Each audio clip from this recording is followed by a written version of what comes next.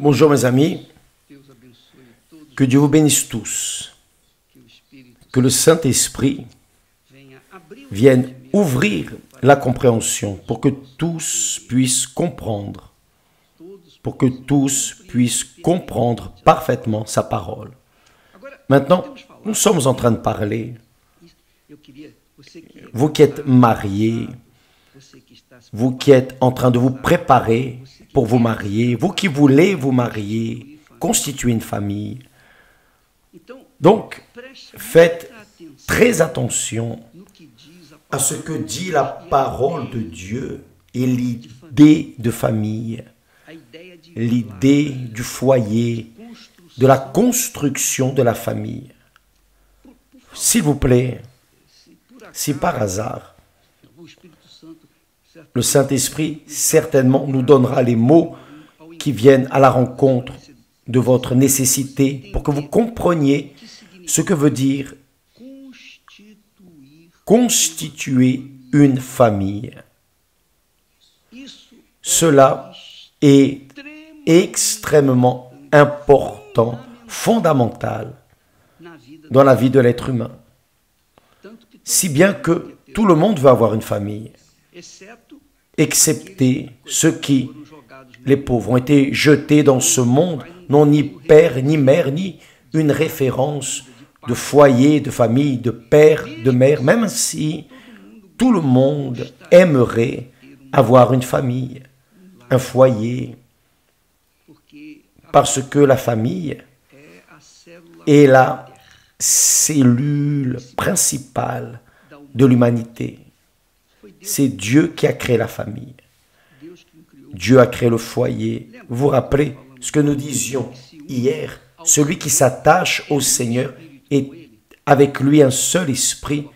L'apôtre Paul, dirigé par le Saint-Esprit, dit « Celui qui s'attache au Seigneur est un seul esprit, le même esprit, avec lui. » N'est-ce pas? C'est-à-dire, lorsque vous vous livrez à Jésus, lorsque vous vous unissez, vous vous collez avec le Seigneur Jésus, vous savez que la parole s'unir,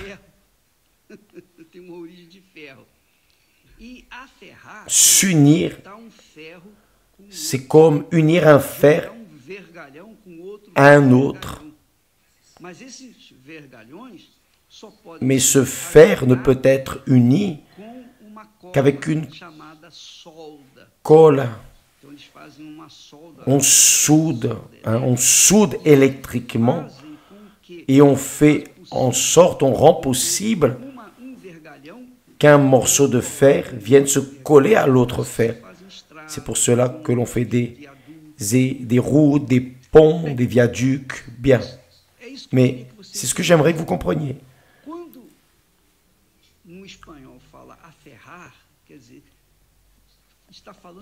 Lorsque l'on parle de coller avec ce à quoi la personne s'assemble, vous êtes assemblé à une personne, vous êtes collé à la personne, corps, âme, esprit. Esprit avec esprit, âme avec âme, corps avec corps. Et les deux deviennent une seule chair, une seule chair. C'est l'idée du mariage qui a commencé là au jardin d'Éden. Dieu a fait l'homme selon son image et sa ressemblance. Et ensuite qu'il a créé aussi les animaux, il a dit, il n'est pas bon que l'homme soit seul. Alors il a fait la femme, Ève, qui lui était semblable, mais avec esprit, âme et corps, selon l'image et ressemblance du Très-Haut. Si bien Adam que Ève, les deux, ont été faits selon l'image de Dieu. Donc, ce couple parfait a été précisément pour qu'il puisse une fois une famille, une fois mariage, union, une fois collés l'un à l'autre, alors il viendrait arriver quoi donc? La naissance d'enfants, une chose naturelle. C'est ainsi que Dieu a créé. Pour que le couple Adam et Ève puisse engendrer des enfants dans le jardin d'Éden et puisse prendre soin du jardin. Donc Dieu était en train de se réaliser, disons, dans ce couple. Dieu se sentait heureux à cause, parce qu'il avait fait son œuvre première de la nature. L'œuvre première de Dieu a été l'être humain, pas les anges, les séraphins, les archanges, non. Dieu a fait l'homme et a fait la femme, selon son image et ressemblance, pour constituer une famille, pour que cette famille se développe sur terre, et alors que Dieu puisse être en communion avec eux, comme cela arrivait à cette époque, avant le péché. Dieu se promenait au coucher du soleil avec Adam et Ève. Cela se produisait. Il n'y avait pas de péché, donc il n'y avait pas de problème. Il n'y avait pas de problème. Donc, tant qu'il n'y avait pas le péché, les deux étaient parfaits. Ils étaient la volonté de Dieu. Ils ne connaissaient pas le péché, le mal. Donc, Adam et Ève étaient un couple parfait. Ce couple, faites attention, très attention. L'homme, Adam, représentait Dieu, typifiait Dieu. Et Ève typifiait l'Église du Seigneur Jésus. Disons, le royaume de Dieu sur terre, dirigé, conduit par la tête qui est Dieu, symbolisé par Adam. Donc vous voyez que l'homme est plus rationnel et la femme est plus émotive. Donc vous voyez que l'un complète l'autre. Nous avons besoin d'être rationnels, mais aussi nous avons besoin d'être sentimentaux également. Parce que le sentiment que Dieu a mis en nous, l'âme, nous fait avoir la sensation de ce que Dieu sent en relation à nous. Nous sentons, disons, ce que Dieu sent en relation à tout ce qui arrive sur terre. Parce que l'homme a été fait à l'image et à la ressemblance de Dieu. L'homme, Adam et Ève, et les deux, vivant en sainteté, perfection, il n'y avait pas de péché, engendreraient des enfants parfaits. Donc il n'y aurait pas de maladie, d'infirmité, de séparation, mensonge, tromperie, corruption. Il n'y aurait pas la figure du mal. Le mal n'aurait pas le droit. Il n'aurait pas d'espace s'il n'y avait pas le péché d'Adam et Ève. Avez-vous déjà pensé, vous qui me regardez maintenant, combien de femmes qui auparavant étaient belles, merveilleuses, artistes, et aujourd'hui, elles sont fanées, elles font de la chirurgie plastique. Oui, s'il n'y avait pas de péché, il n'y aurait pas besoin de chirurgie plastique. La personne arriverait à la limite et vivrait là le reste de l'éternité. Et Dieu, étant réalisé, se réalisant dans ce couple qui était en train d'engendrer des enfants. Donc nous aurions ici sur terre un royaume de Dieu parfait. Le royaume de Dieu physiquement parlant. Physiquement parlant. Mais avec le péché, la désobéissance, la parole de Dieu, Adam et Ève ont été expulsés du jardin. Ils ont péché où? Dans le jardin. Et le péché n'était pas leur relation conjugale. Leur relation sexuelle devrait arriver naturellement. Ce n'était pas un péché. Comme ce n'est pas un péché lorsqu'il y a le mariage, l'institution, famille. Le mariage n'est pas un péché en aucune façon. Donc, ils devraient grandir, se multiplier là dans le jardin d'Éden. Mais avant que cela n'arrive, ils ont péché. Et avec le péché, Dieu n'a pu plus. Ils ont brisé la relation avec Dieu. Pourquoi? Parce que Dieu est perfection, justice. Comment la justice va-t-elle marcher, se marier à l'injustice? Ce n'est pas possible. Comment est-ce que la lumière va s'unir aux ténèbres? Ce n'est pas possible. Donc Dieu a expulsé, les a expulsés du jardin.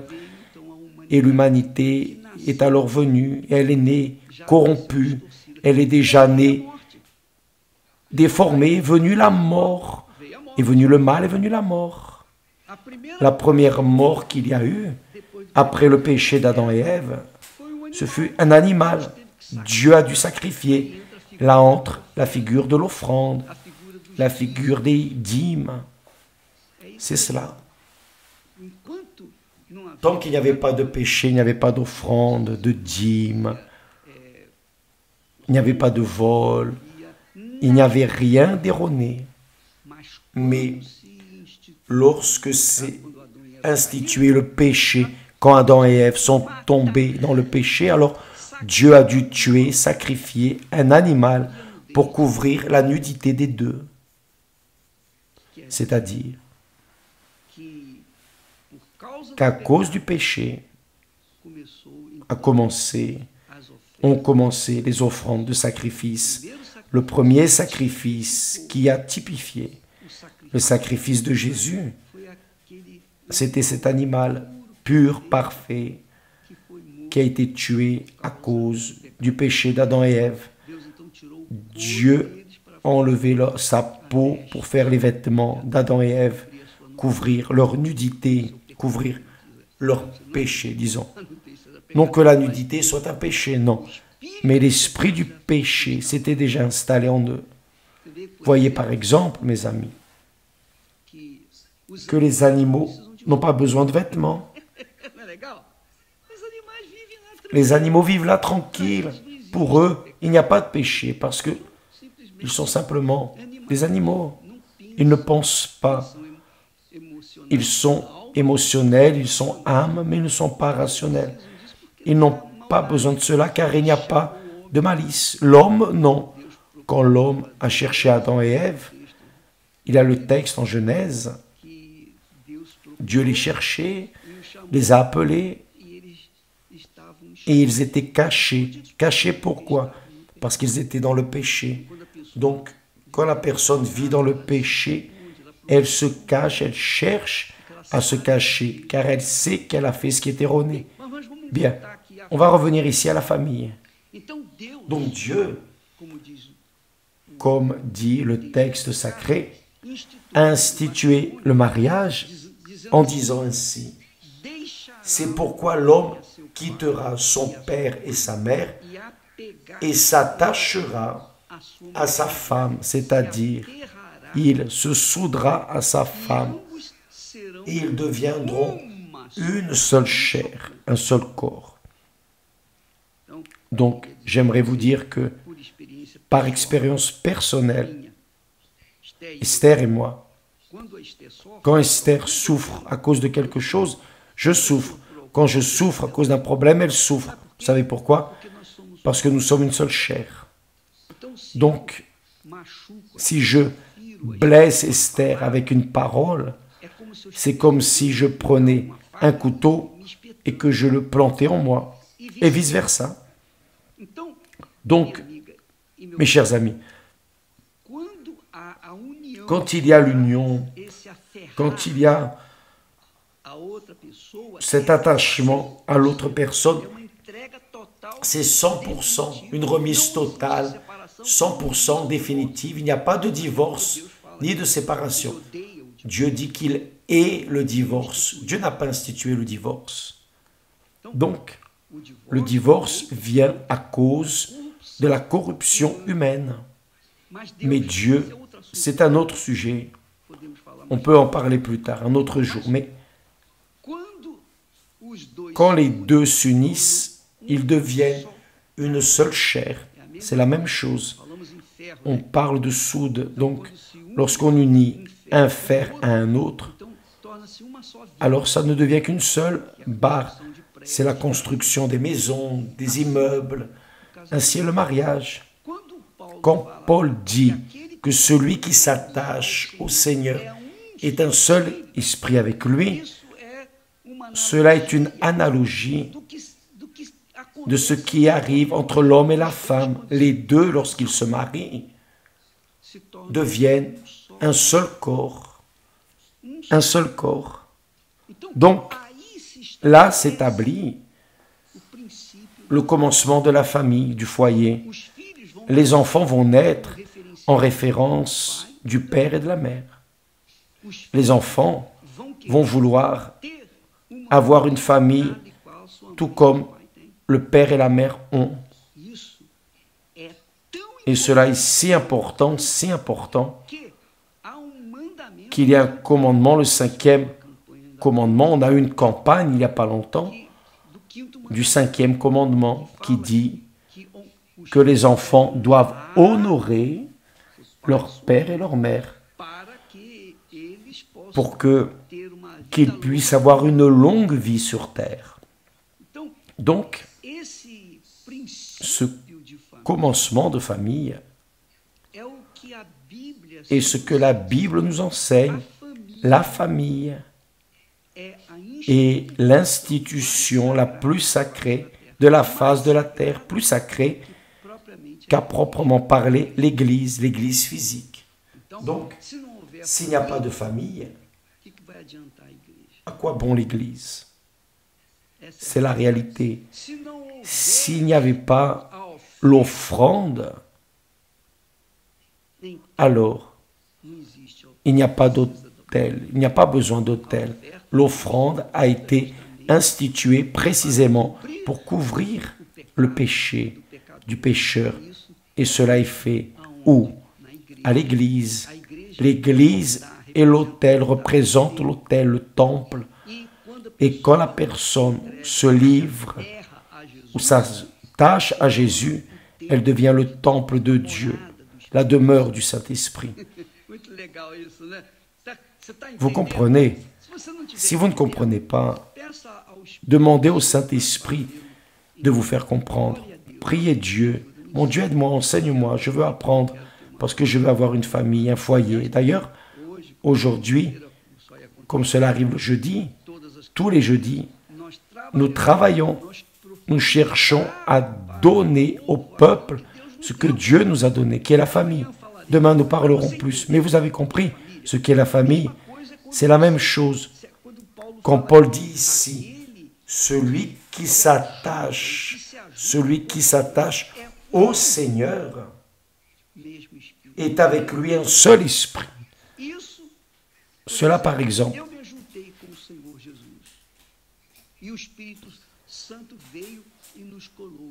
le Saint-Esprit est venu me coller au Seigneur Jésus. Donc il y a un mariage entre nous, une alliance entre nous. Il est la tête, je suis le corps. Il est le Seigneur, je suis le serviteur. Donc, là s'établit quoi? Le royaume de Dieu sur terre. Donc, je vis dans le royaume de Dieu. Je dois avoir un comportement en accord avec les saintes Écritures, avec les lois du royaume de Dieu, où Dieu règne, il parle. Et ses serviteurs obéissent. C'est pour cela que Jésus dit que le royaume de Dieu sera en nous. Nous en parlerons plus demain, mais aujourd'hui, comme chaque jeudi, nous enseignons cela ici au temple de Salomon. Renato et Christiane seront en train de faire cette réunion pour les couples ou pour les célibataires qui veulent constituer une famille.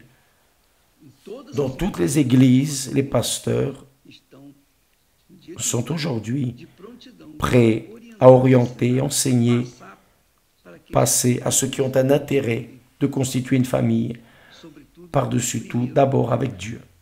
La famille commence avec Dieu. La relation, votre relation avec Dieu, vous attachant à lui, il s'attachera à vous. Et vous et lui, vous serez un seul esprit, d'accord?